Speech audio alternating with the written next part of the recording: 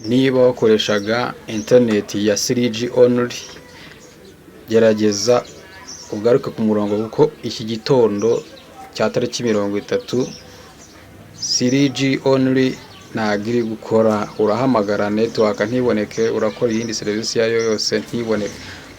Nk'hariya kuri prefer network type iyo hariho 3G only, Airtel network yayo ntiri gukora ya 3G.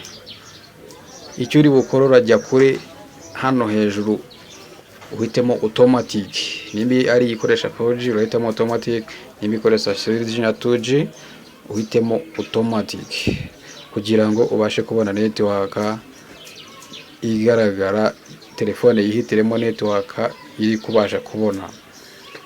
Niba ikiri kuri 3G umenye ko uri emergency cyangwa se uri no service, nta rezo ufite. Icyo nicyo twagira ngo tubagezeho cyabaye uyu munsi.